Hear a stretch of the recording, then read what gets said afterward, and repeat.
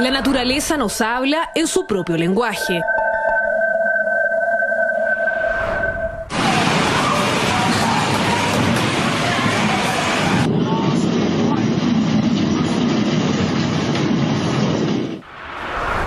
Desde el comienzo de los tiempos, el ser humano ha tenido que mantener un equilibrio con la naturaleza. De esta forma, ha alcanzado la sobrevivencia en el planeta. Sin embargo, hoy vemos que esta explotación de recursos ha llegado a un nivel incontrolable.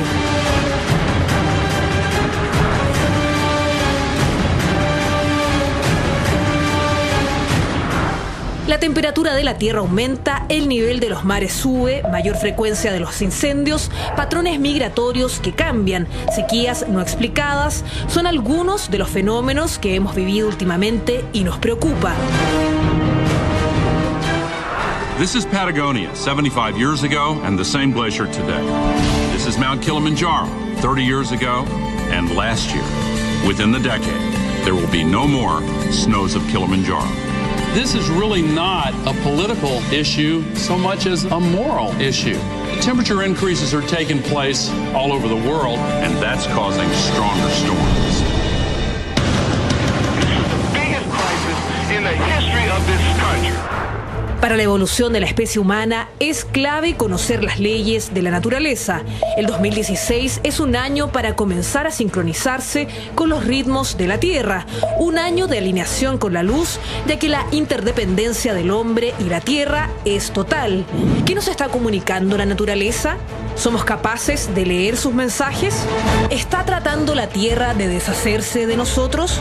¿Puede el desarrollo de la conciencia colectiva hacer que como planeta pasemos al siguiente nivel de evolución?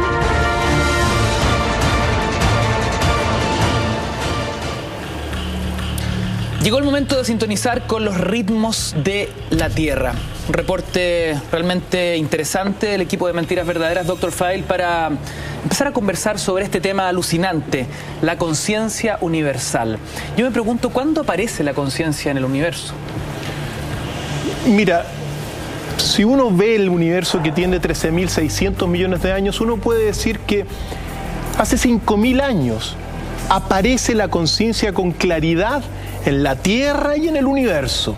Y eso tiene que ver con la escritura. La aparición de la escritura es señal inequívoca de psiquismos conscientes sobre la Tierra. Entonces nos estamos remontando, por ejemplo, alrededor del 3000 antes de Cristo, a Mesopotamia, a Sumeria, donde aparecen los primeros textos cuneiformes. Pues bien, estos textos que dan inicio a la historia del hombre también son señal de la aparición de la conciencia en todo el universo.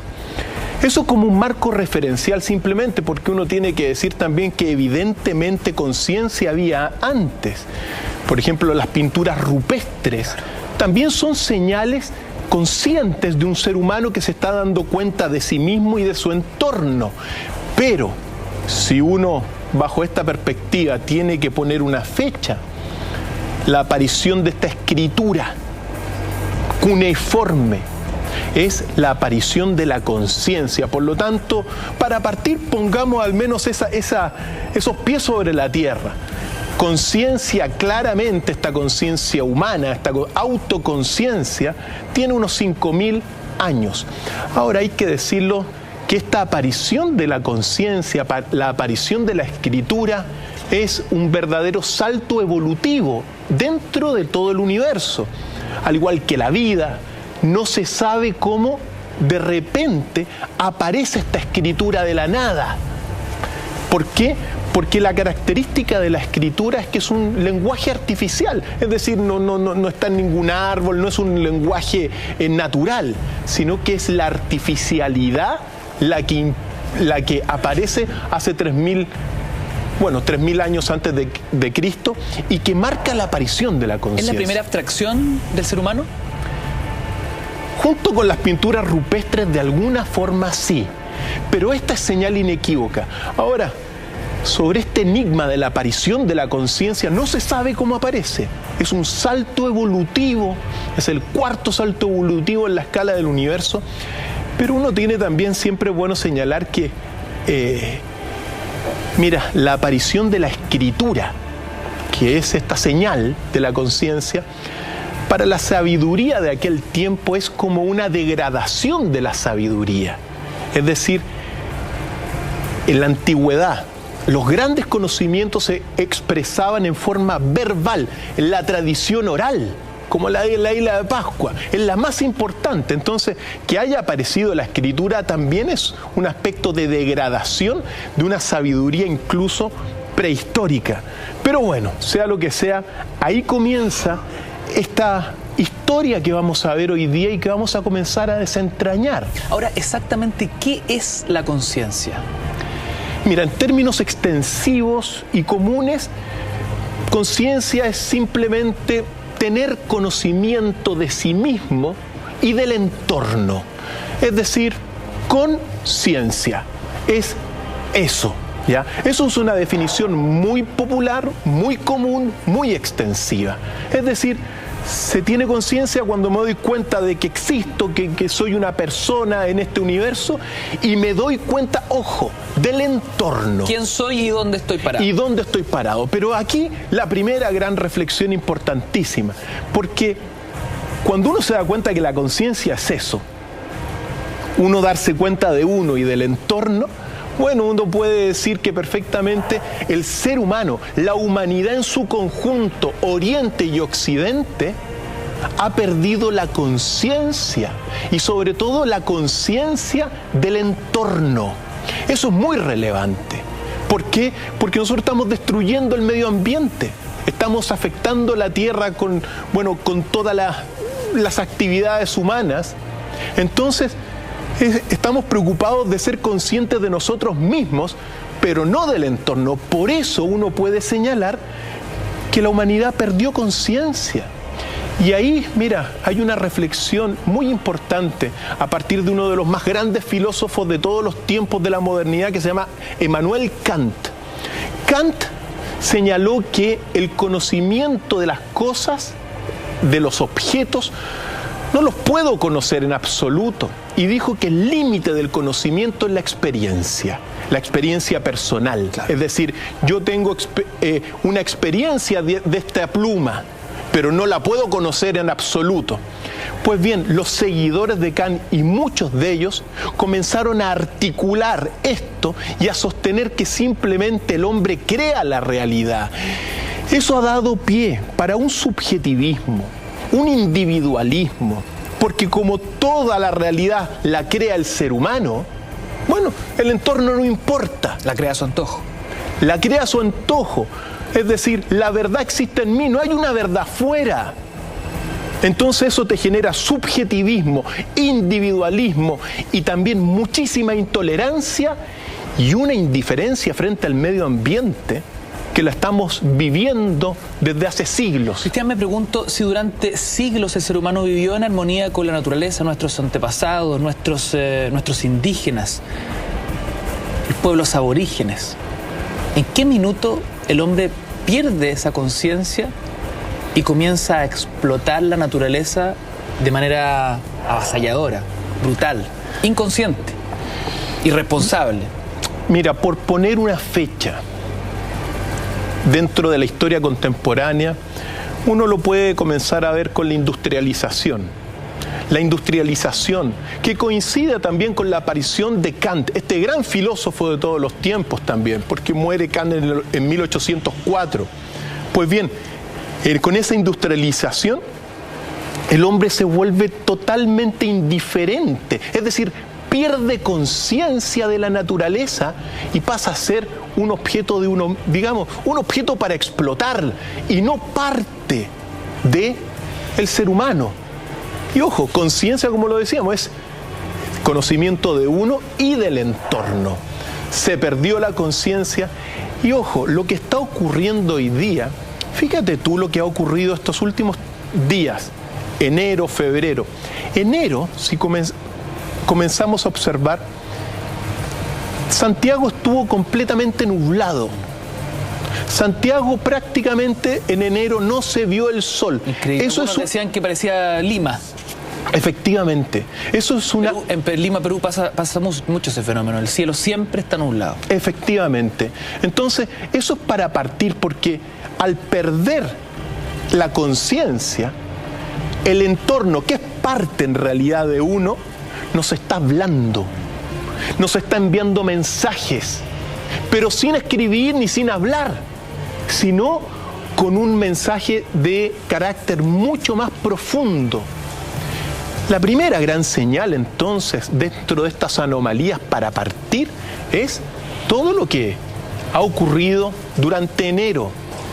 Yo no recuerdo un Santiago durante enero con tanta nubosidad como este enero. Eso es lo primero que uno tiene que partir. ¿Qué decir las marejadas? También en el verano. Efectivamente.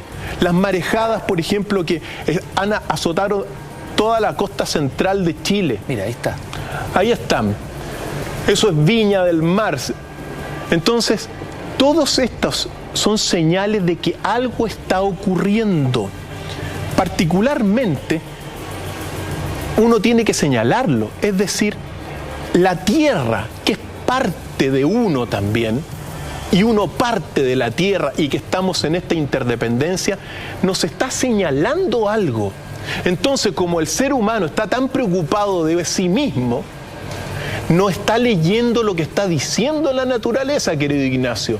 Y ojo, que las marejadas volvieron después de enero y febrero, volvieron hace pocos días también en Viña del Mar. Cada vez que enfrentamos estas expresiones de la naturaleza es bien increíble, ¿no? Porque mientras el ser humano, y estamos todos en esta, sentimos que tenemos todo bajo control en nuestro mundo artificial, perfectamente artificial, es cosa que el planeta se manifieste con un movimiento telúrico, con una marejada, con un tsunami, y ahí nos damos cuenta de nuestra miseria, de lo que realmente somos.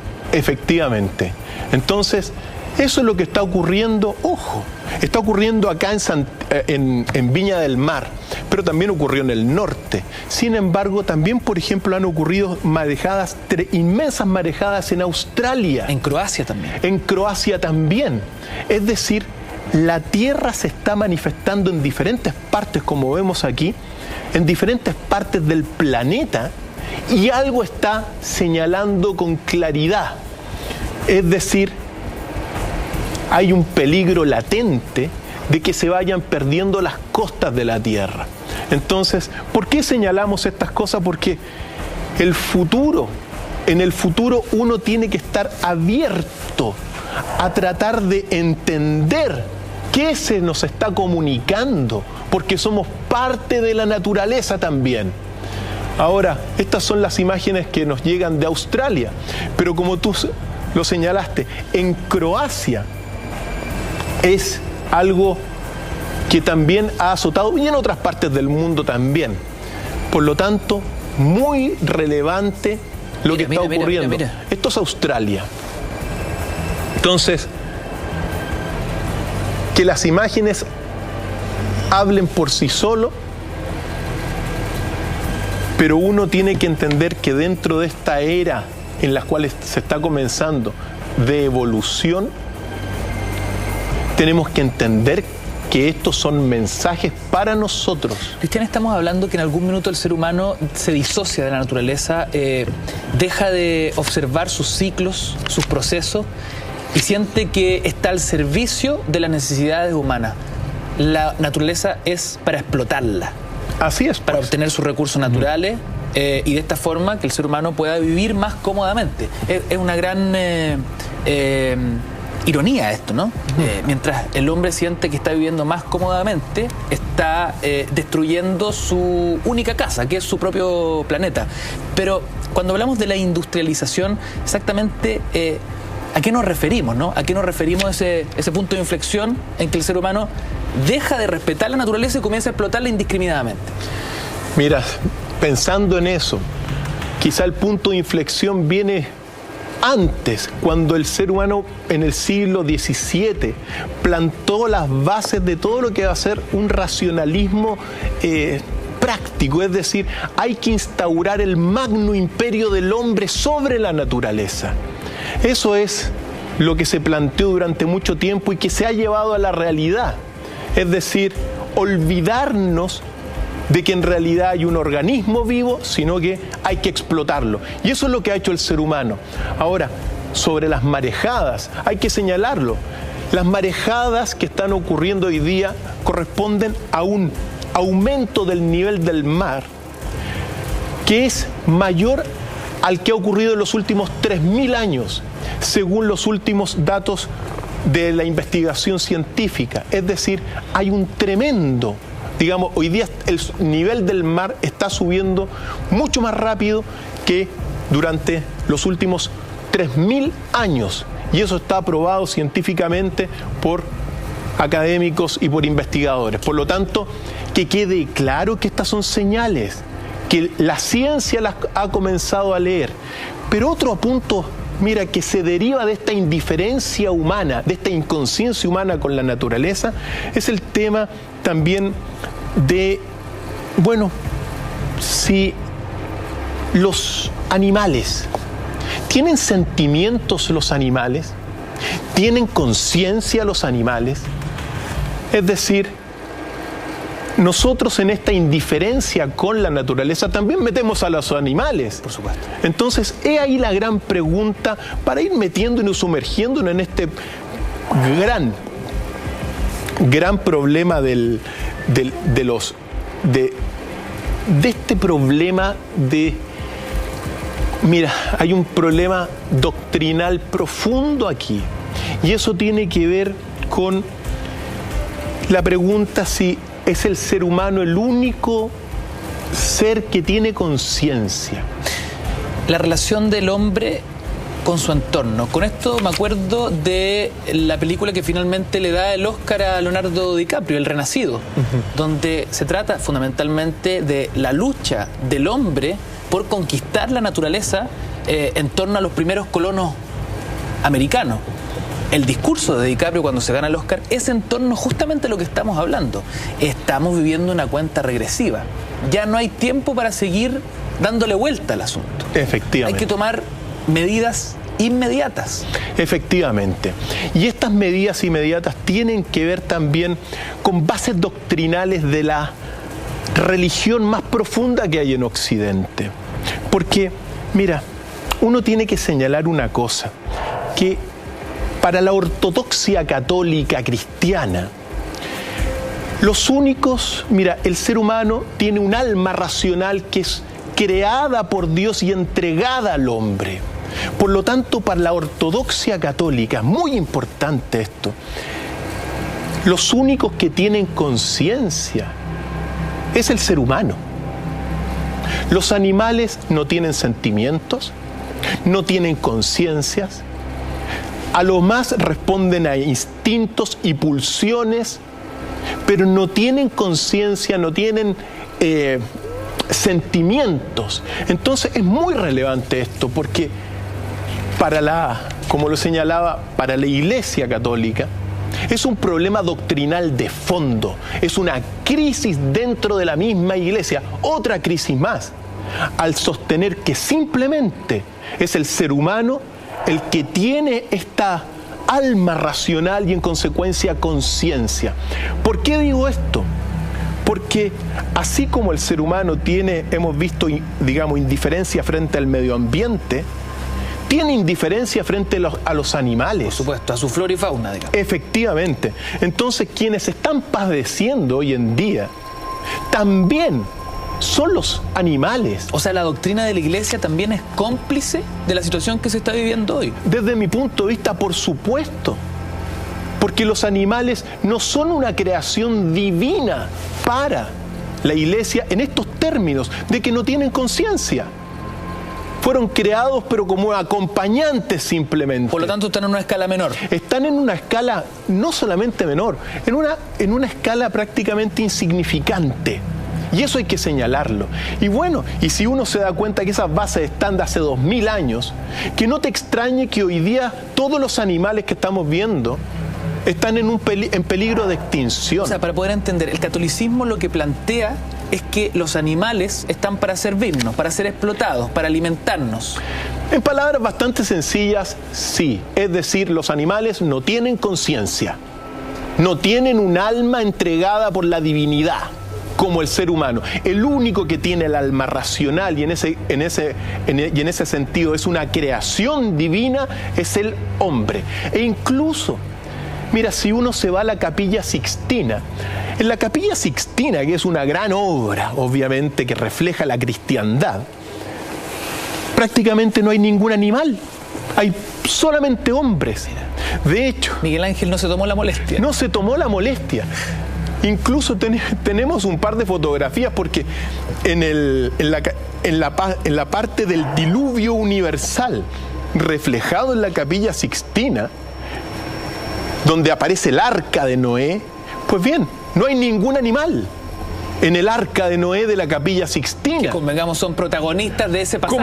Efectivamente, ¿cómo muestra esto?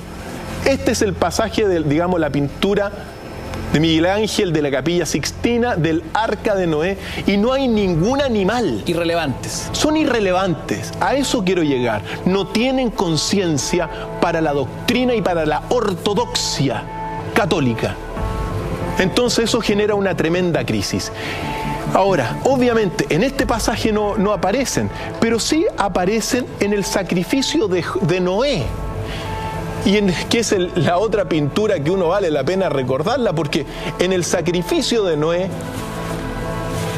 los animales que están ahí son animales para el sacrificio. Y al menos, aparte de la serpiente que aparece en otro pasaje de la Capilla Sixtina, no hay ningún otro animal dentro de esta, gran pintura que refleja la cristiandad. Por lo tanto, ¿qué es lo que nosotros estamos viendo hoy día a partir de esto? Pues bien, aquí el detalle, si se dan cuenta, solamente son unos carneros que están siendo sacrificados. Exacto. Entonces, que no te extrañe la indiferencia de esta civilización occidental con los animales.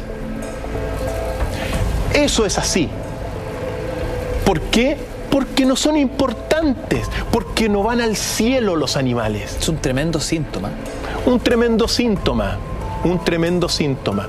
Pues bien, esta es una de las causas de hoy día de la extinción de animales que estamos viviendo. Y si nos detenemos en los pasajes, ¿qué es lo que ha ocurrido ahora hace pocos días? Pues bien, decenas de lobos marinos aparecieron muertos en Antofagasta. Y uno se pregunta, ¿qué les pasó a estos lobos marinos? Como que, acuérdate de las ballenas, las más de 300 ballenas que vararon en el sur. A Occidente no le interesa eso. Y a Oriente tampoco le interesa eso. Por eso son grandes civilizaciones en crisis y en decadencia.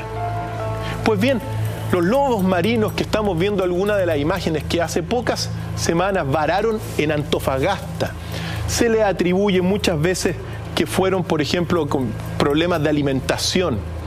Pero uno no tiene que descartar dentro de todo este escenario todo lo que es la influencia de Fukushima, de la radiación de Fukushima que está llegando y que ya ha llegado este 2017 hasta las costas, de nuestro país y de todo el continente.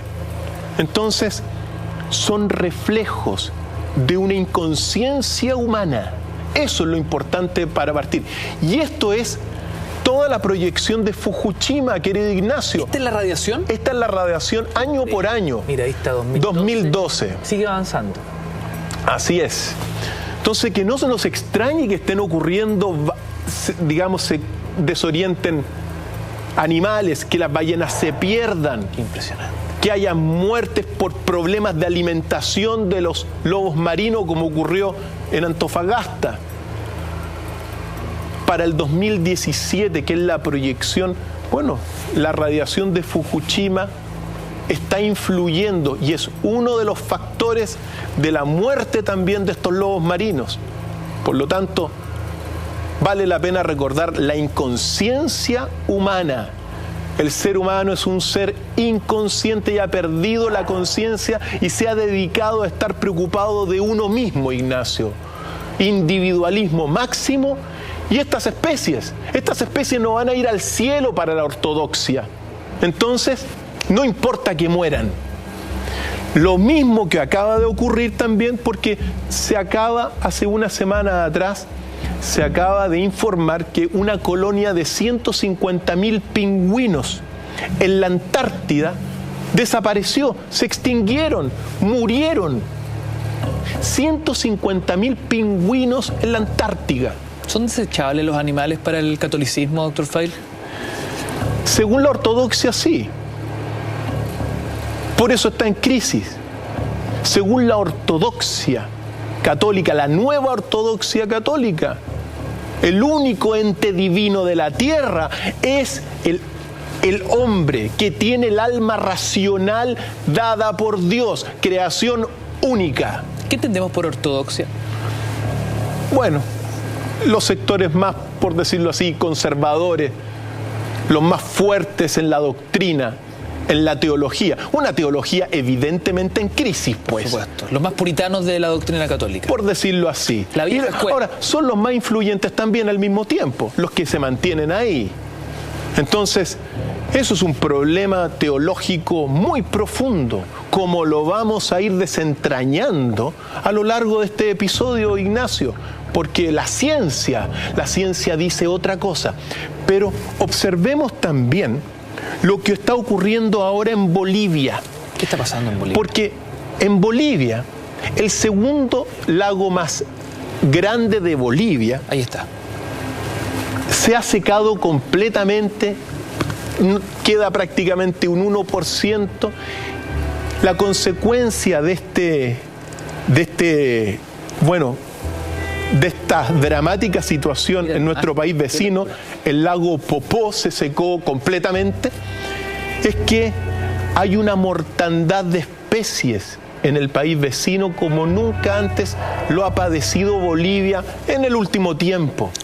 Entonces, una tremenda tragedia se está viviendo allá por la sequía del lago Popó, segundo lago más grande de Bolivia. Millones de peces murieron, otros animales, entonces hay una biodiversidad que se extinguió. No importa, la gente en realidad es bastante insensible frente a todos los seres vivos que nos rodean. Desde los animales más grandes hasta las especies más pequeñas, pero no menos relevantes, insectos. Efectivamente. Y lo que ha ocurrido también, estos son los datos que recientes, pues, de esta misma semana. Sucede que todas las especies polinizadoras de la tierra, llámese abejas, mariposas, moscas, avispas, polillas, escarabajos y otras aves también, están enfrentando en este minuto la extinción. ¿Por qué son tan importantes las especies polinizadoras? Bueno, son responsables de en gran medida de la alimentación del ser humano. Más de un 75% de la alimentación humana depende de la polinización. Y lo que ha ocurrido, que todas estas especies, ahora salió el último informe, están enfrentando la extinción. Después del 2015 se ha llegado a un umbral que no se detiene. ¿Y por qué en particular está esta paranoia con respecto a las abejas, ¿no? Algunos indican que la extinción de las abejas significaría la desaparición del ser humano de la faz de la Tierra. Porque se perdería la alimentación. Como les señalaban los polinizadores, que son las abejas, que son las mariposas, que son las polillas. ¿Cuántas personas ven las polillas y las matan? Las polillas son mariposas nocturnas, pues. Basta tomarlas con la mano y dejarlas hacia afuera. Y algunos dicen que hay invasión de polillas, pero la realidad, claro, quizá en alguna parte se juntan muchas polillas. O sea, en simple, sin abejas escasea la comida, sí, afectando por supuesto la agricultura, y el ser humano no tiene cómo alimentarse. Efectivamente. Sin la polinización de las abejas, de las polillas. Por ende no tiene cómo vivir. Efectivamente. O dicho de otra forma también, sin la polinización y sin estos insectos, se está empobreciendo la vida humana. ¿Qué está generando esto, doctor Feil? En gran medida, La causa de la muerte de todos estos polinizadores son los agentes químicos para fumigar. Fundamentalmente eso. Se han descubierto, cientos de elementos químicos en los panales de abejas. Entonces, ojo, esto es la inconsciencia humana. La inconsciencia humana que tenemos que ir conociendo para llegar a la conciencia universal. O sea, en buen chileno estamos envenenando la naturaleza. En buen chileno sí. Y la estamos matando. Y lo peor de todo es que la humanidad es indiferente. Eso es lo peor de todo. Ahora, uno ha tocado este tema, Ignacio, y ha señalado y sido bien crítico respecto de la ortodoxia católica. ¿Por qué? Porque el Papa Francisco sacó la encíclica Laudato Si, que es una encíclica medioambiental. Es decir, este Papa al menos está reconociendo la importancia del medio ambiente, está reconociendo la importancia del medio ambiente y de los animales. Por primera vez. Por primera vez. Luego de siglos donde se le había dado la espalda. Lo que te genera una tremenda crisis teológica, doctrinal al interior de la Iglesia. Porque como esta ortodoxia, que considera que el ser humano es el único ser creado y único en el universo, con esta alma racional, ¿cómo la va a adaptar con esta nueva doctrina de la naturaleza que planteó el Papa Francisco? Claro, si este fuese el guión de una película, ¿en qué minuto el protagonista, que era el ser humano, le aparecieron otros protagonistas a los lados? Que eran personajes más bien secundarios, extras, según la doctrina de la Iglesia. Doctrina equivocada, completamente equivocada según la ciencia hoy en día y según el Papa Francisco. Entonces debiesen tener un debate digno de los nuevos tiempos para ver cómo se adapta esta encíclica medioambiental. ¿Qué es lo que plantea el Papa Francisco exactamente? Mira, es una encíclica bastante, pero en términos generales él pone énfasis en la naturaleza, en que la tierra es la casa del ser humano, pero que lo comparte con el ser humano. Somos parte de la tierra y la tierra es parte de nosotros. Somos en ese sentido interdependientes. No es el ser humano una divinidad aparte de la tierra, en términos bastante simples, como lo plantea la ciencia. La ciencia, por eso digo, aquí hay una crisis profunda que viene del corazón de Occidente y que ha generado indiferencia y extinción con los animales. Y lo digo porque es así y porque todos los animales están en peligro de extinción hoy en día. A partir de esto que se tiene que reformular, ojalá que se pueda reformular con la encíclica de Francisco. ¿Por qué? Porque a la pregunta científica, o no, a la pregunta simplemente, ¿tienen conciencia los animales? Esa es la pregunta del millón que hay que responder. ¿Tienen conciencia los animales? ¿Tienen sentimientos los animales? ¿Tienen emociones los animales? ¿Se dan cuenta los animales del entorno donde viven? ¿Tienen memoria los animales? ¿O simplemente reaccionan como pulsiones, como lo sostiene, todos los que siguen a la ortodoxia? Esa es la pregunta de fondo. Y uno tiene que señalarlo afortunadamente ahora, Ignacio. Mira, el 7 de julio del año 2012 se reunieron grandes científicos muy importantes en la Universidad de Cambridge. Incluso asistió Stephen Hawking a esta reunión que se llamó, una reunión de grandes científicos, neurocientíficos, una multiplicidad de disciplinas de primer nivel, se reunieron en la Universidad de Cambridge y realizaron una declaración de Cambridge sobre la conciencia animal. Qué interesante, ¿la tenemos? La tenemos. Pero para ser muy directo, La ciencia reconoce de que existe la conciencia animal, que los animales tienen conciencia, pero al mismo tiempo se da cuenta la ciencia y los hombres de ciencia que tanto Oriente como Occidente no lo tienen claro. El Oriente tampoco tiene claro si los animales tienen conciencia, y Occidente ya lo señalamos. Pues bien, ¿qué es lo que sucede? Que tenemos esa declaración, al menos rescatarla, porque justo ocurre ese 7 de julio del 2012, que marca un nuevo inicio de alguna forma. Esta es la declaración que cambia todo lo que conocíamos hasta ese entonces. Efectivamente, lo cambia. Vamos, señor director. So, during the last 2 weeks, we had quite a bit of a debate online. And as well as yesterday with all kinds of consciousness-altering substances.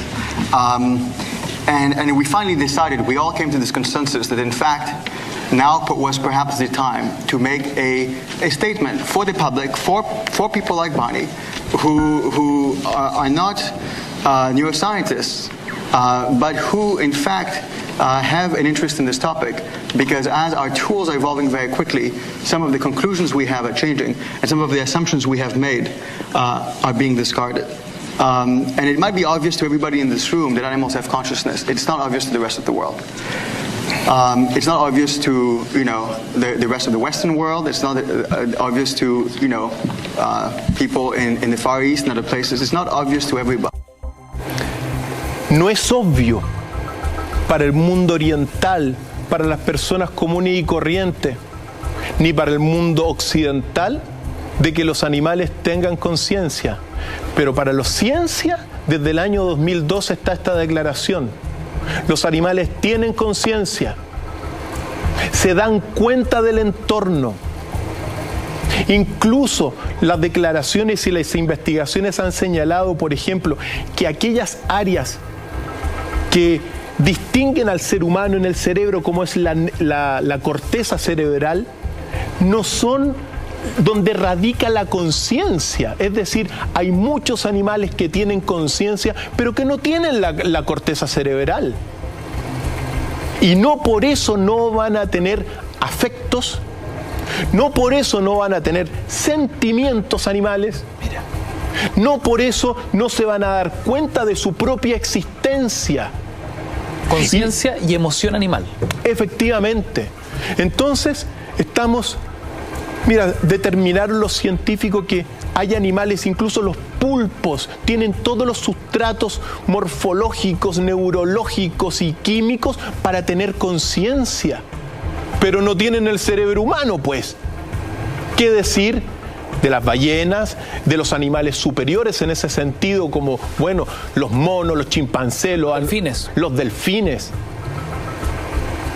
Este es un cambio radical, no para hoy día, sino que para los próximos 1000 años. El caso de los elefantes también es muy admirable.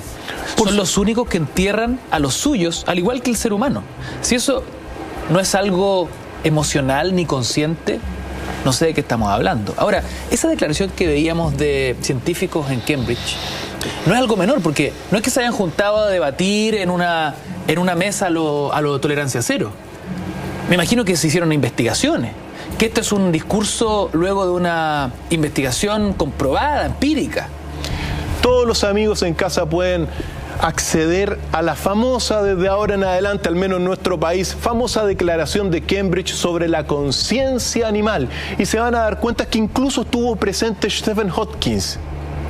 Y que la ciencia, estos son las buenas nuevas para el futuro, Ignacio. Reconocerle conciencia a los animales. No una conciencia racional como la tiene el ser humano de alguna forma, pero sí tienen conciencia animal y que es totalmente, inexplorada. Que la conciencia tampoco radica de la corteza cerebral. No está la conciencia en la corteza cerebral humana. Entonces, esto es una buena nueva. para los próximos 1000 años, si es que logramos pasar estos tiempos de tremendos desafíos y de inconsciencia. Pero todas las personas que nos están viendo en casa, que lo sepan claramente, querido Ignacio y amigos, los animales sí tienen conciencia. Es fantástico. Entonces, que ahora la Iglesia, que la ortodoxia con el Papa, vean cómo resuelven este problema. Cómo se reconoce alma en ese sentido a los propios animales. Alma, bueno, animal en ese sentido. Entonces, muy importante esto. Los animales son parte, entonces, ¿qué es lo que vemos? Tenemos una conciencia, claro, hay una conciencia humana, pero también existe la conciencia de los animales. Y particularmente, mira, tenemos una anomalía biológica de unos escarabajos, ¿ya?, que aparecieron en Argentina, en el puerto de Santander, Argentina. Esto es de hace pocos días. ¿Lo que es esto? ¿Es un océano? Océano. Parece plaga bíblica esto. Parece plaga bíblica. Son millones de escarabajos que aparecieron sorprendentemente en Argentina, en Puerto Santander. Entonces, ¿por qué mostramos esto? Porque es una anomalía. Pero ¿qué es lo que sucede con estos escarabajos y con esta invasión de escarabajos? Están siendo conscientes del cambio climático y están, bueno, tratando de extender su vida como sea en un ambiente bastante hostil. O sea, las especies intentan adaptarse a estos cambios. No solamente para sobrevivir. Sí, no solamente se adaptan, sino que también modifican el entorno. La vida que aparece, como los escarabajos, están modificando el entorno para poder adaptarse a los cambios de la naturaleza y bueno, y a todas estas son anomalías climáticas que se están viviendo aquí ahora a principios de este siglo. En resumen, esto es responsabilidad del hombre. En gran o sea, las anomalías climáticas evidentemente son... El hombre tiene una participación directa y una responsabilidad directa. Es importante mostrar esto, porque hasta los escarabajos tienen conciencia que se tienen que de alguna forma adaptar y modificar el ambiente para poder subsistir frente a un entorno hostil como se está dando, con inmensas sequías, con falta de comida. Pues bueno, se acumularon los escarabajos, se mantuvieron en estados latentes y hace pocos días, hace un par de días, nacieron todos en conjunto para ver si de alguna forma pueden sobrevivir a lo que está ocurriendo. Como dice el dicho, para muestra un botón, esto puede ser solamente un antecedente de muchos, es decir, animales experimentando tremendos movimientos migratorios, adaptándose para sobrevivir. Así es. ¿Vamos a empezar a ver ese tipo de cosas? Vamos a verlas. Los animales están cambiando sus patrones de conducta. Lo que se está viendo en África con los elefantes atacando, digamos, muy sorprendentemente a hipopótamos. Bueno, hay una serie de comportamientos extraños que manifiestan la conciencia animal. Aunque parezca apocalíptico, es uno de estas manifestaciones. Entonces, es así. En África, los leones también están teniendo comportamientos inusuales y anómalos. Se están registrando. Por lo tanto, bueno, es parte de esto. Es parte de este cambio que está ocurriendo. Ahora bien, podemos decir entonces dentro de esta exploración que hay conciencia humana, que hay conciencia animal. Y otra pregunta del millón, pues, ¿tienen conciencia los objetos inanimados, por ejemplo, como el agua? ¿Tienen conciencia los minerales, por ejemplo? Esa es la otra pregunta del millón. ¿Qué piensas tú, Ignacio? Qué difícil. Yo con los animales no tenía duda alguna. Yo estaba con los de Cambridge antes de esa declaración, digamos. Pero si hay conciencia mineral, si hay conciencia del agua, qué difícil. Pues bien, en esta decodificación de este gran enigma, vamos a ir a conocer el trabajo de un gran científico que se llama el doctor Masaru Emoto, que escribió y que hizo una experimentación con lo que se llaman los cristales del agua. Muy importante porque Masaru Emoto, fíjate tú, murió el año 2014, japonés. Murió a pocas semanas de haber planificado un viaje a Chile. Es decir, iba a venir a Chile y no pudo venir y falleció. Pues bien, este doctor estudió precisamente las estructuras moleculares del agua. E hizo un experimento bastante simple, es un experimento no científico, yo lo voy a decir por qué, pero ¿qué es lo que hizo? Tomó agua de diferentes fuentes del mundo entero, las congeló, sacó de cada fuente 50 muestras y las congeló a 25 grados bajo cero. Ya. Luego las llevó a un laboratorio que está bajo 5 grados bajo cero, las puso bajo el microscopio para estudiar la estructura molecular del agua. Esto es muy relevante, ¿ya?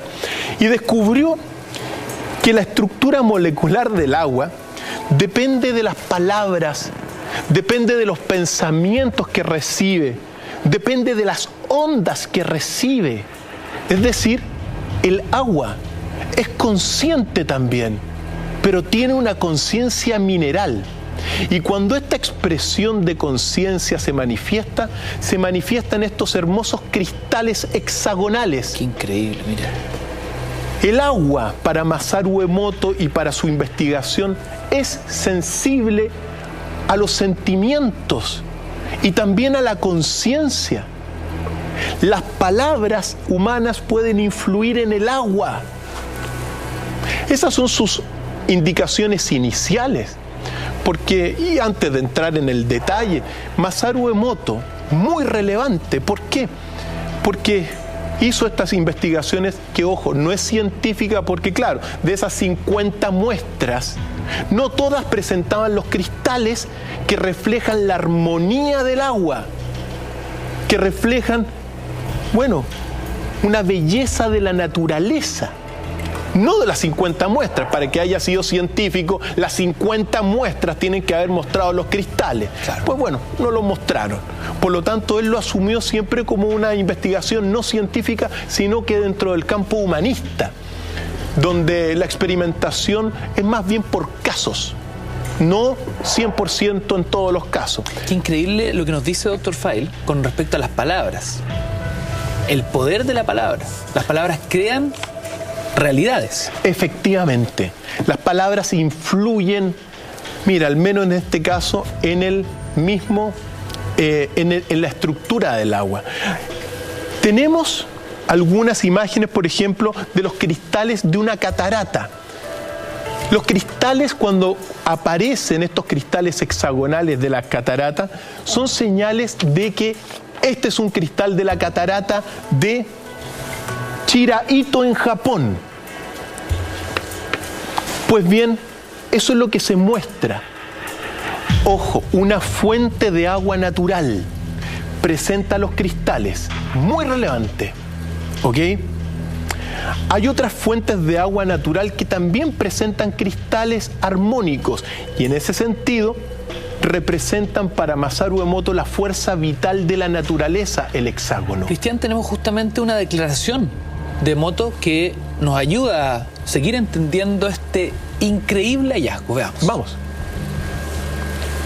En consecuencia, y de la misma manera, también podríamos decir que la ausencia de cristales hexagonales en el agua puede considerarse un indicio de que la fuerza vital de una determinada zona por una u otra razón, ha sido puesta en peligro energéticamente. De ahí la ausencia de cristales hexagonales. Esta es una de las cosas que hemos aprendido en los últimos 8 años. Es decir, donde hay cristales hexagonales bajo este experimento, hay una fuerza vital hermosa y bella y sutil de la naturaleza. Pero cuando aparece, por ejemplo, tenemos las fotos de agua de grifo simplemente. ¿Ya? Y en el agua de grifo particularmente no aparece estas formas hexagonales. Esta es agua de grifo de Japón. Este es el agua, digamos que... El agua de la llave. El agua de la llave, el agua que el hombre ha hecho potable. Efectivamente. De forma artificial, por supuesto. Y no presenta los cristales que reflejan, según Masaru Emoto, la fuerza vital de la naturaleza. Ahora, este experimento es fundamental porque lo que se basa también en un principio que es un principio de vibración de todo el universo. Todo el universo está vibrando en todo momento. Pues bien, las vibraciones armónicas, las vibraciones buenas en ese sentido, son las que reflejan los hexágonos. Y el agua de la llave, ningún hexágono. La vibración que tiene el agua potable de Japón y de estas muestras muestran un alejamiento de la naturaleza. Entonces, ojo, estamos señalando que bajo este experimento el agua es sensible y tiene una conciencia mineral, Ignacio. Esas son las grandes conclusiones de este visionario. Entonces tenemos conciencia humana, conciencia animal, pero también hay una conciencia mineral. El agua se está dando cuenta del entorno y modifica el entorno. Eso es conciencia, pues. Es impresionante el versus de un agua pura versus del agua de la llave. Efectivamente. Y eso es lo que nos estamos metiendo al cuerpo día a día. Efectivamente. Y de hecho, en este sentido, Masaru Emoto decía que el agua, que la música, porque, mira, tenemos un pasaje de cristales de agua expuestos a la música de Mozart. Veamos cómo se van formando. Vamos, señor director.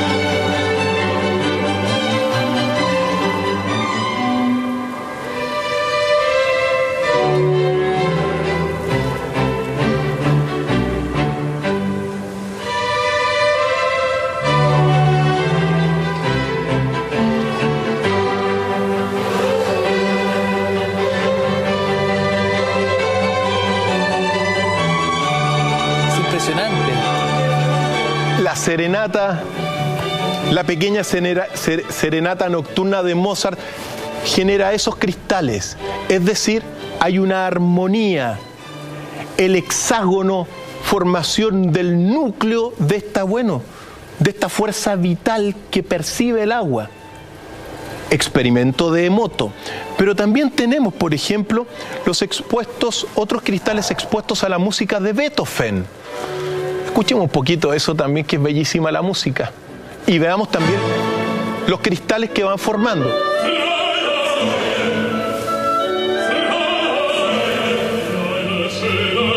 Esta es la 9ª sinfonía de Beethoven.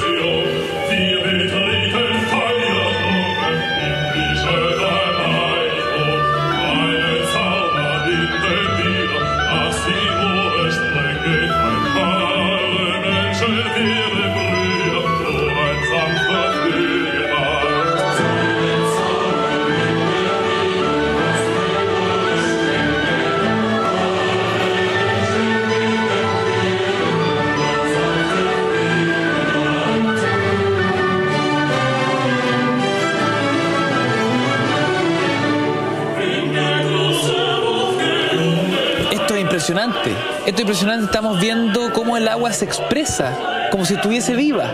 Ese es el experimento y el gran legado que dejó Masaru Emoto, Ignacio. Qué increíble. Por eso es muy importante, entonces se llega a la conclusión científicamente, bajo las ciencias humanas y bajo este experimento, que el agua tiene conciencia. se da cuenta de la vibración que llega y modifica su estructura molecular interna. Estamos hablando de conciencia animal, estamos hablando de conciencia también de los seres inanimados, ¿no? Como los minerales, como el agua. Un planeta vivo por donde se le mire. Efectivamente, es un planeta completamente vivo y completamente consciente.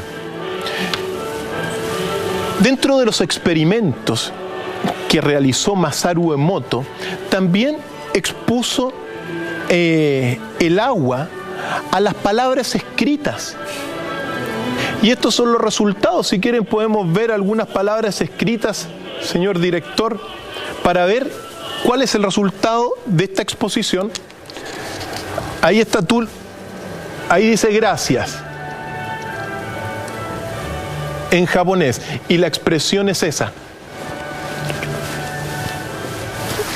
Después hay otras palabras. Ahí le está diciendo estúpido, tonto, claro, un insulto. Un insulto y esa es y así reacciona: te voy a matar, me tienes enfermo, y así reacciona la estructura molecular de la agua enfrentada a la estructura escrita, a la escritura. Aquí hay otras palabras, gracias. Ay, cada frasco tiene una frase y lo que estamos viendo luego es una aproximación microscópica del interior de ese frasco. Efectivamente. Mira, esta es la palabra vamos. Este es vamos. Esta es la palabra vamos. Este es el deber, el must. Fíjate lo que aparece. Debes. Guerra y paz. Guerra y paz. Estructuras moleculares enfrentadas a la escritura. Y gracias. Y esa estructura. Esos son los resultados de toda la vida y del gran legado. Es impresionante, pero las palabras, las amables, reflejan esta fuerza vital. Expresiones totalmente distintas a las palabras desagradables o agresivas o violentas. Está de manifiesto ahí. De manifiesto. Entonces, es muy importante eso, porque este fue el experimento enfrentando a simplemente la vibración de las palabras escritas. Esto es un experimento, como señalé, no científico. Es un experimento que está dentro del campo de las ciencias humanas y culturales. Pero que, claro, la vibración de las palabras escritas influye incluso en el agua. Si todo está vibrando, porque todo este experimento se basa en el principio universal de la vibración, que es un principio de teoría cuántica o descubierto por la teoría cuántica hace el siglo pasado, pero que se conocía por la sabiduría universal hace miles de años. Me hago una pregunta, Cristian. Si somos 80% líquido los seres humanos, en primera instancia cuando veíamos el comparativo del agua del grifo, del agua de la llave, versus ese líquido puro, ¿no? De las cascadas. ¿Cómo se expresa nuestro cuerpo si es que lo que consumimos es más bien esa fea agua de la llave? O, por ejemplo, cuando estamos sometidos verbalmente a agresiones permanentes en el día a día en las ciudades, ¿no? Muy importante. Sus palabras amables, palabras cariñosas. Efectivamente. Piensa tú también que el origen de la vida se da en el agua, que la tierra es un 75% de agua y que el cuerpo humano tiene más de un 75% de agua. Entonces, cuando el ser humano recibe palabras negativas, según Masaru Emoto, desestructura la armonía de su propio cuerpo, porque se percibe y te cambia la estructura molecular de tu propio cuerpo que tiene agua. Tenemos agua, los cristales expuestos a palabras, a las palabras ya emitidas y a pensamientos emitidos. Si quiere, señor director, podemos ver este último. Estos son efectivamente las estructuras moleculares del agua, pero expuestas a pensamientos buenos, a palabras buenas según Masaru Emoto y según el experimento, porque estos son la recopilación de sus grandes resultados. Y cuando esta agua y estos cristales fueron rodeados por personas que le hablaron bien y que le entregaron pensamientos buenos, y te genera precisamente una estructura molecular hexagonal, bueno, y de mayor armonía y fuerza vital. Por lo tanto, el agua es sensible, tiene una conciencia mineral. ¿Tiene conciencia el agua, Ignacio? Qué increíble. O sea, no solo lo que decimos, sino que también lo que pensamos puede mejorar o alterar o empeorar nuestro entorno. Así es. Muy relevante. Tenemos una declaración, un testimonio final de Masaru Emoto que vale la pena escucharlo para observar sus visiones finales. El agua, en algunos casos, produce preciosos cristales hexagonales, mientras que en otros casos solo produce cristales deformados o ningún cristal en absoluto.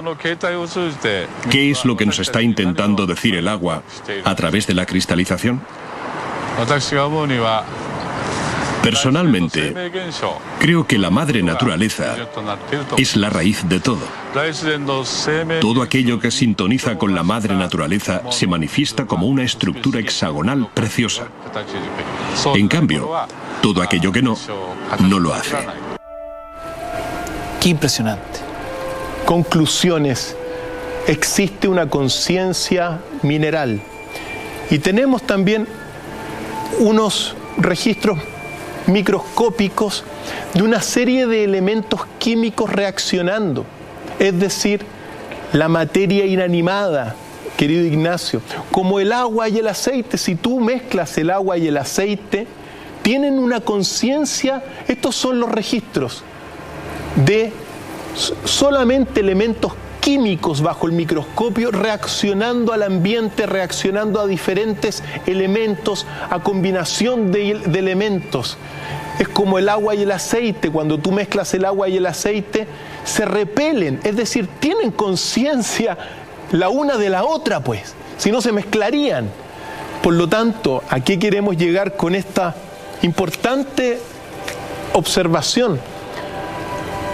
A que el enigma de la conciencia universal también contempla la conciencia mineral y que la conciencia también impregna a todos los elementos no animados, materiales, químicos, que no tienen vida, pero tienen conciencia. Fantástico, querido Ignacio, fantástico. Qué impresionante.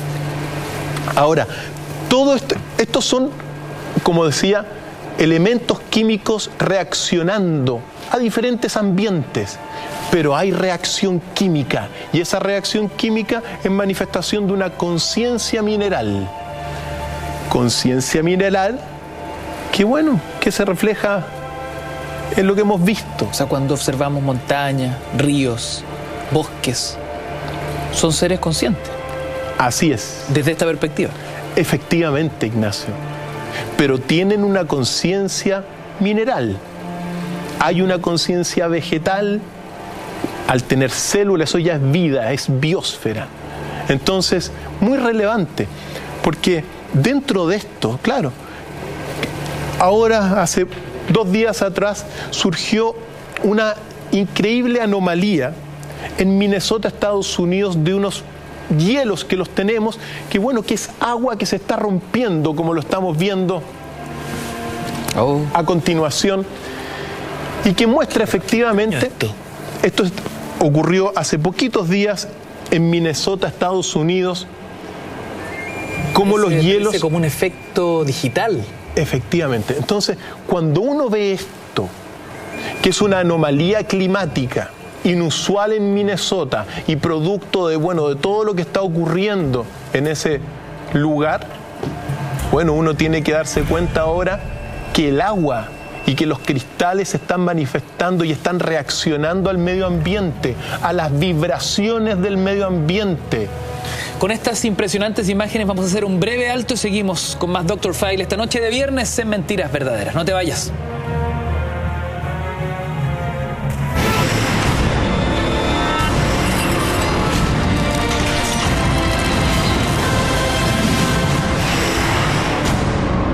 Dr. File.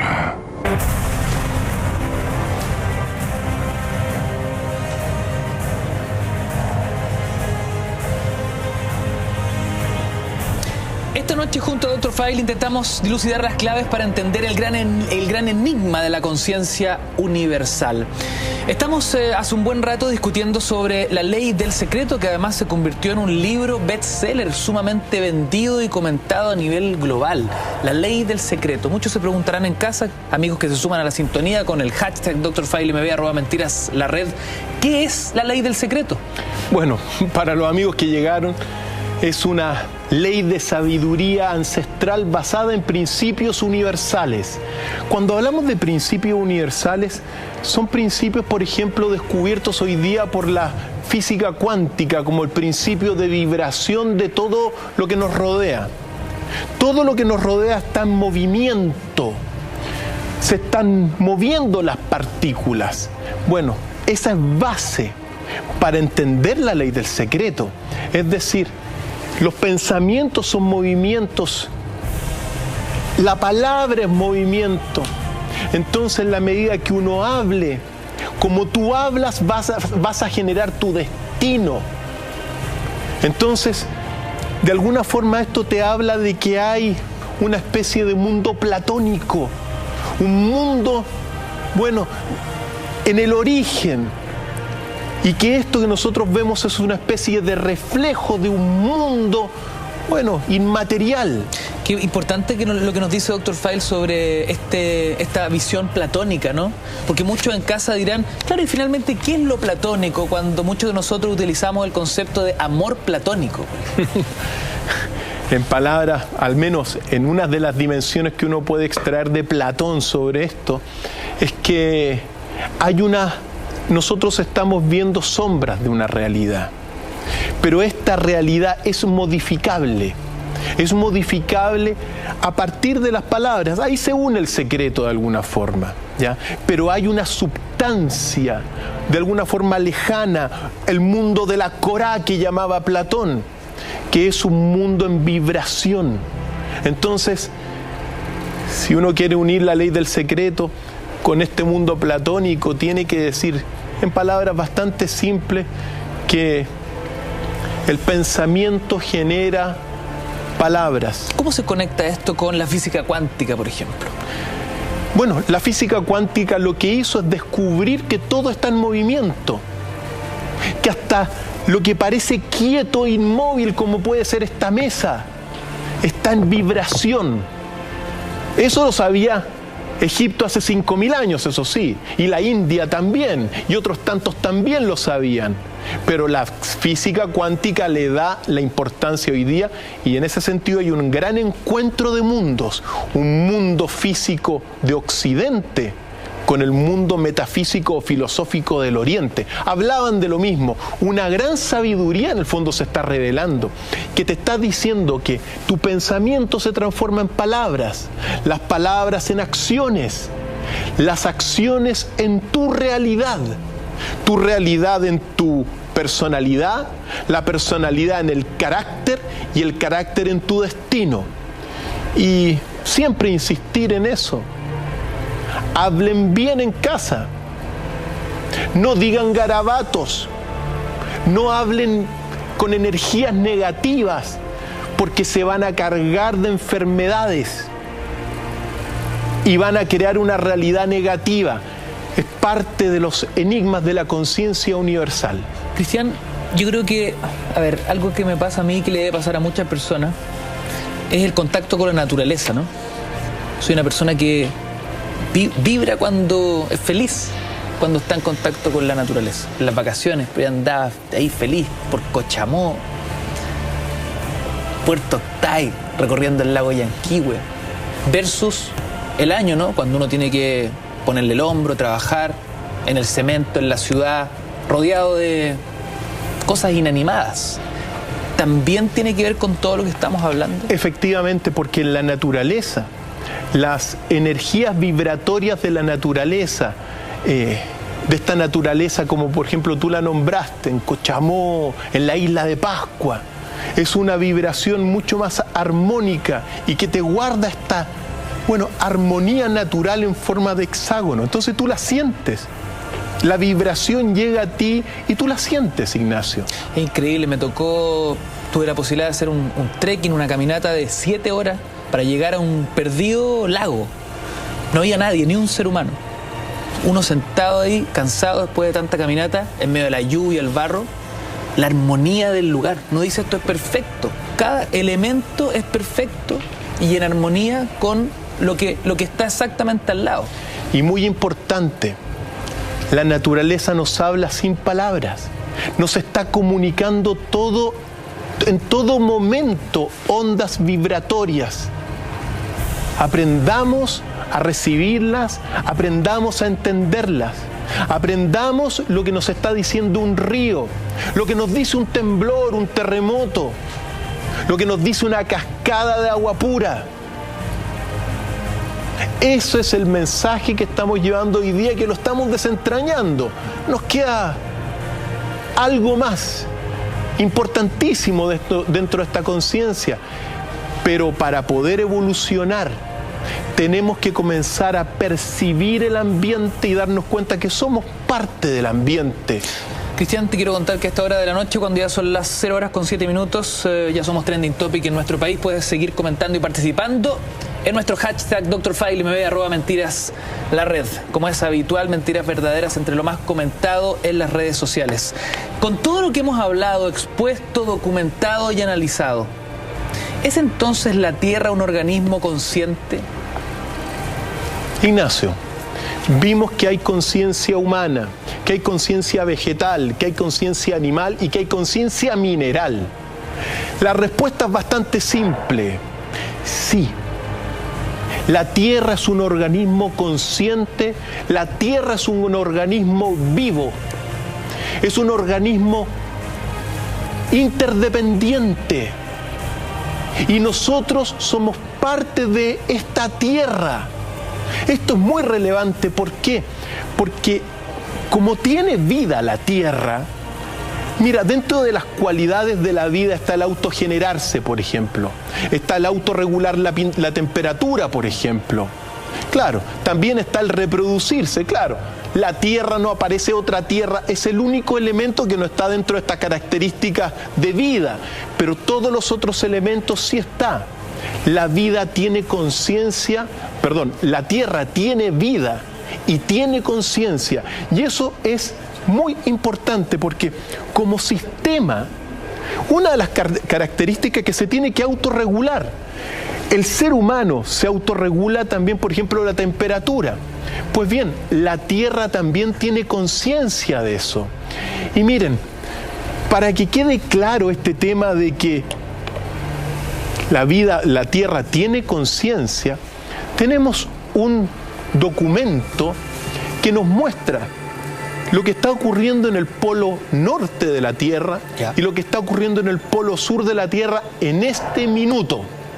Y nos vamos a dar cuenta aquí, como lo estamos viendo, que mientras en el polo norte se está deshielando, se está descongelando y que según las predicciones se ha llegado a las mínimas históricas este año, principios del 2016 y 2015.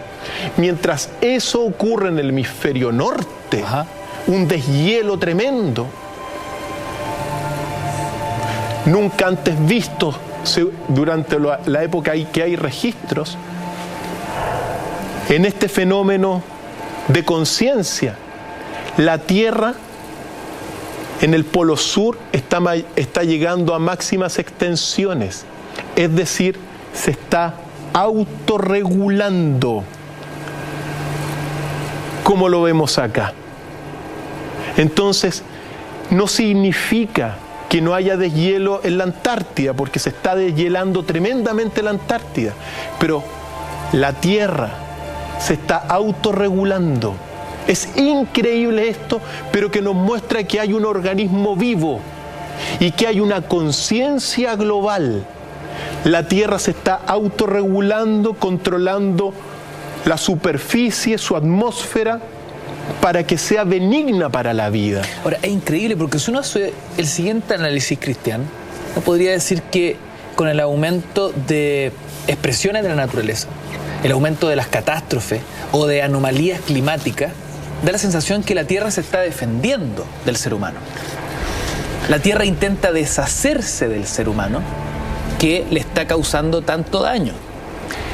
Mira, en gran medida, de alguna forma, el ser humano es parte de la Tierra. Es así. El gran mensaje, uno de los grandes mensajes es darnos cuenta que formamos un organismo vivo. La Tierra, en este sentido, tiene vida y tiene conciencia, pero uno tiene que observar tres grandes aspectos. Un aspecto de geósfera, la Tierra propiamente tal, una biosfera, que es la vida, y también a partir, al menos del documento que acabamos de ver y que estamos viendo, que hay una noósfera o una esfera de inteligencia que rodea la Tierra. ¿Qué es la geósfera? La geósfera es la Tierra propiamente tal, las capas tectónicas, el manto, el núcleo. La biosfera es toda la capa de vida que rodea la Tierra, en la cual nosotros estamos aquí, los árboles, los ríos, etcétera, la parte verde. Y a partir de esta parte verde aparece todo lo que es la noósfera. Noósfera representado en gran medida por estas imágenes también, es decir, una capa de inteligencia que rodea la Tierra. Es decir, hay una conciencia global, Ignacio. Conciencia global que formamos parte nosotros, pero que al mismo tiempo la Tierra es este organismo vivo que se está autorregulando. Qué increíble, es una suerte de internet del propio planeta. Efectivamente, es decir, aquí lo que vemos es, toda la acción humana. Cuando tú hablas de que, somos nosotros personas non grata, claro, estamos generando en gran medida todo lo que es el desbarajuste, somos responsables del desbarajuste climático, por supuesto. ¿Cómo responde la Tierra? Haciendo lo posible por regular la vida, como lo vimos. Entonces, hay una conciencia que es tremendamente importante. Toda esta es la teoría de Gaia. Gaia como un sistema vivo, como un sistema consciente y rodeado de una esfera de inteligencia en la cual nosotros somos, parte de esto. La Tierra se autorregula, se retroalimenta, se ordena, reconoce los estímulos y también evoluciona.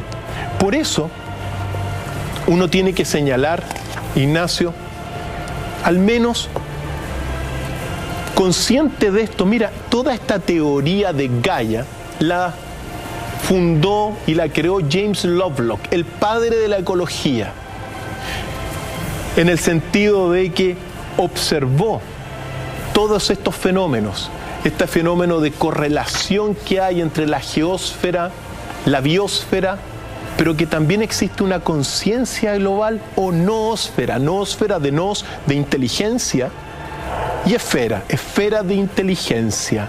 Sí, Ignacio, más allá de alguna forma de la atmósfera, hay una esfera de inteligencia también, de la cual nosotros formamos parte.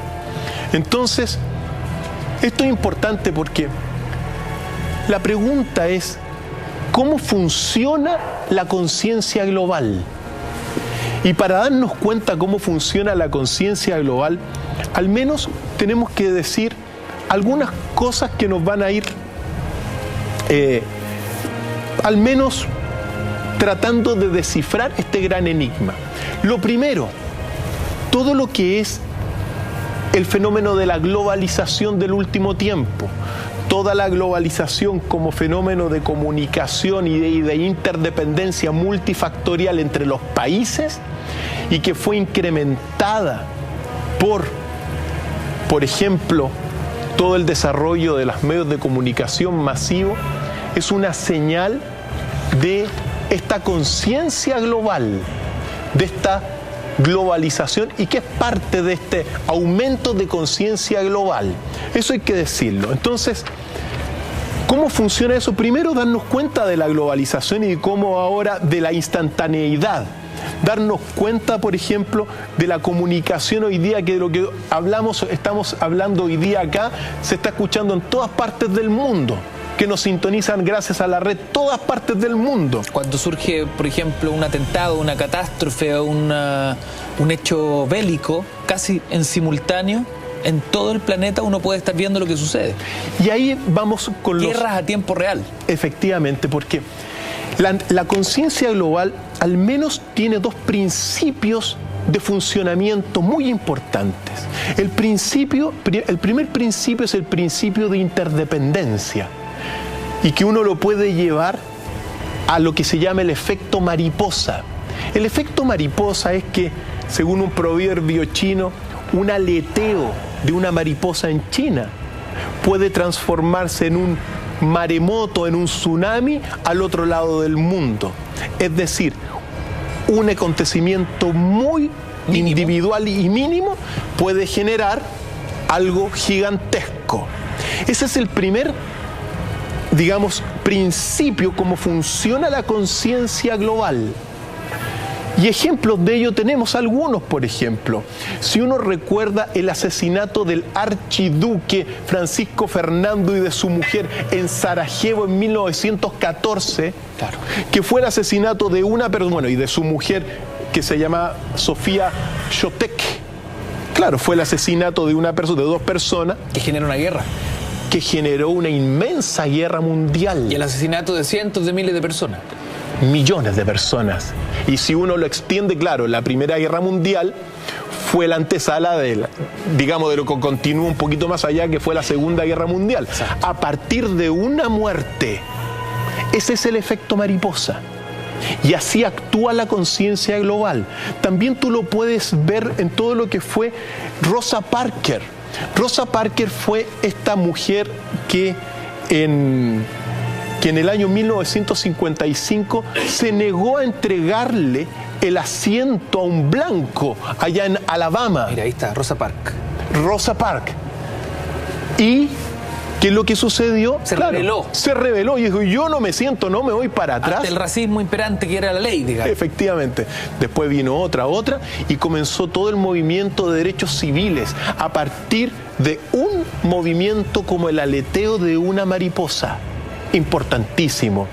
Y obviamente, otro ejemplo de cómo actúa la conciencia global, la crucifixión de Jesús.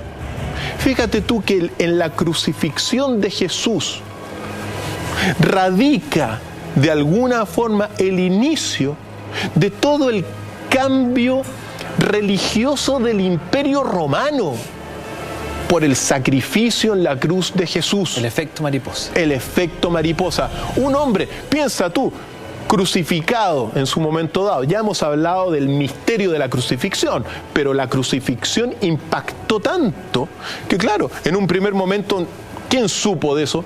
Nadie, pues, unas cuantas personas que estaban en Jerusalén. Pero al cabo de un tiempo, cambió el corazón del Imperio Romano, el aleteo de una mariposa. Así es el primer principio, es decir, un acto pequeño puede generar cosas grandes.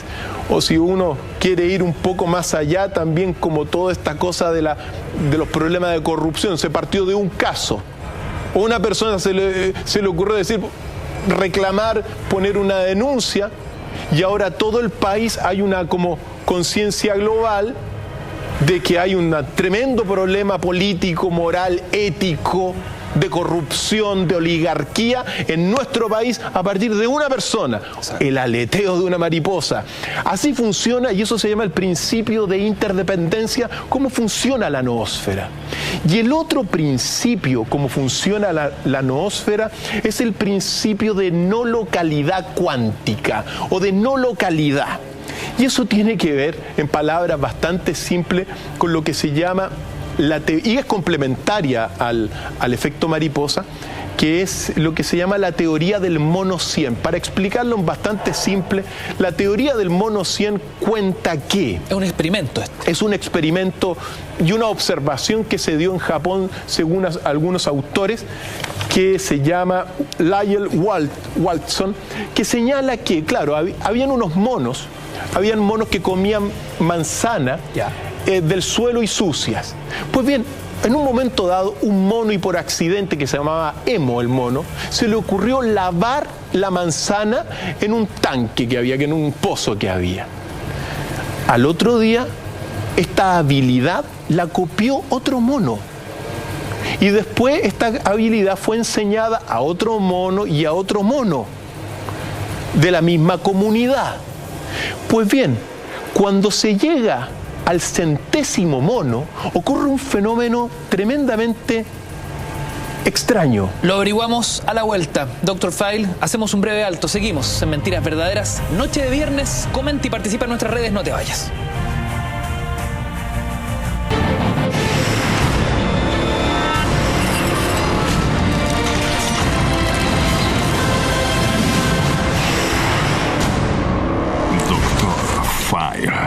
Seguimos con Cristian Contreras Radovich cuando son las 0:31 e intentamos dilucidar las claves de esta conciencia universal. Ya habíamos quedado en la teoría del mono 100, que explica cómo funciona la noósfera o conciencia global. Y aprovechar los minutos para decir que cuando en esta teoría se llega al monocentésimo. ¿Podemos recapitular para quienes se vienen sumando a la sintonía, Dr. File, en qué consistía el origen de esta teoría? ¿Qué hizo ese primer mono que, en vez de comerse una manzana sucia, la lavó? Lavarla? Efectivamente. Bueno, esa acción de lavar la manzana antes de comerla fue repetida por un mono e imitada por otro y enseñada por otro dentro de la comunidad, hasta que se llega al 100º mono, al mono 100. Cuando eso ocurre dentro de la comunidad, un extraño fenómeno ocurre en todo el país de Japón y todos los monos comienzan a lavar la manzana antes de comérsela.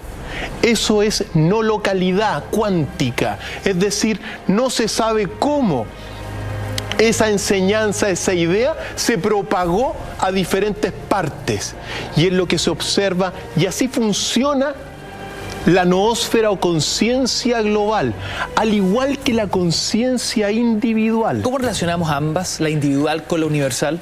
Recuerda, lo de arriba refleja lo de abajo. Mira, muy importante para este epílogo, al menos hasta donde vamos a llegar, para llegar a la conciencia universal, porque una cosa es la conciencia global del planeta, nosotros somos conciencia individual, en ese sentido parte. Ahora, decir lo siguiente, la conciencia, la ciencia la ha tratado de circunscribir en el cerebro. Error. La conciencia no está solo en el cerebro, también está en el corazón y en el cuerpo. Pero más potente como elemento transmisor de la conciencia que el cerebro es el corazón. 3000 veces más poderosa que el cerebro electromagnéticamente es el corazón y las emisiones que emite el corazón.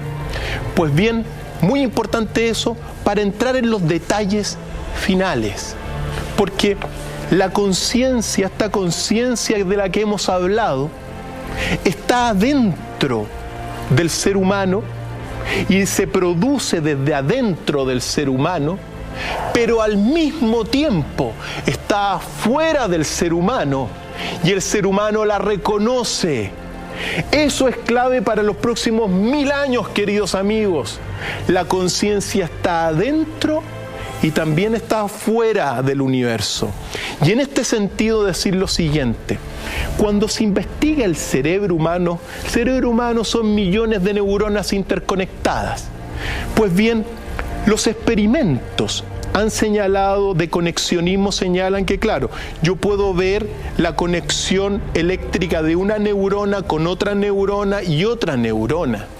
Pero en un momento dado, el colectivo de neuronas responden y no se sabe cómo se conectan. Es lo mismo que pasa con la teoría del mono 100, con el efecto mariposa. Es decir, lo que ocurre en el cerebro también se refleja afuera en la naturaleza. Un impulso genera una respuesta colectiva dentro del cerebro humano. Este descubrimiento... Que no se sabe cómo. No se sabe cómo. Eso está claro. No se sabe cómo. Pero sucede. Pero sucede y es un hecho. Y aquí está lo maravilloso de la conciencia universal. Porque esto que se refleja en el ser humano, que un impulso responda colectivamente por conexiones que se desconocen y que son un misterio, que ocurra a nivel de la conciencia global del planeta, también está en el universo, Ignacio. En el origen del universo, queridos amigos, en el Big Bang, en el origen, hay un plasma energético. Ese plasma energético funciona igual que el cerebro, es decir, a un impulso de ese plasma responde el plasma colectivamente. En consecuencia, el ser humano, la conciencia humana, con la conciencia global del planeta, está conectada cuánticamente de una forma que se desconoce, pero que es real, con el origen del universo, con la conciencia universal. Querido Ignacio y queridos amigos, este es recién el comienzo del camino hacia la conciencia universal, Ignacio. Recién el comienzo. Y estamos conectados. Estamos conectados cuánticamente, de forma no local, con la conciencia que nos rodea y con la conciencia que está en el mismo origen del universo hace 13.600 millones de años. O sea, podemos decir que nuestras redes neuronales replican el comportamiento del universo. Efectivamente. Y replican precisamente todo lo que es la actividad del universo hace 13.600 millones de años en el mismo origen.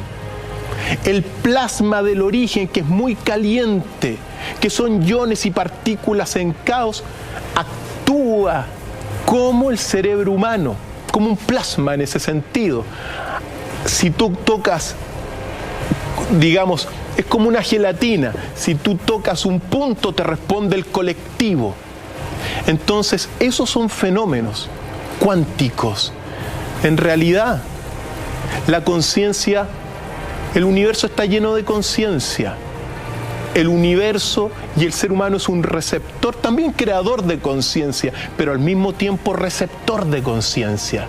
Entonces, el gran mensaje, aprendamos a conectarnos no solamente con nuestra insignificante conciencia individual, sino que reconectémonos con la conciencia de la naturaleza, del entorno, de la Tierra y con la conciencia del universo. Ya que hablamos de conciencia, entonces tenemos que empezar a ser más conscientes de que todo lo que pensamos, todo lo que decimos, nos afecta a nosotros, a nuestros pares, a nuestro entorno. Y ahí es donde se empiezan a generar los cambios, ¿no? Y así se crea la realidad. Por lo tanto, si nosotros pensamos que podemos construir un mundo mejor, así va a ser, amigos. Si nosotros decimos que somos la esperanza para el futuro, como Sudamérica, así va a ser. Y así vamos a crear la realidad. El pensamiento, las palabras crean la realidad. Y en ese sentido, son parte de la conciencia universal, de la cual por muchas razones estuvimos desconectados, por razones teológicas, por razones filosóficas individualistas, pero hoy día nos estamos volviendo a conectar. Estamos en un comienzo, Ignacio.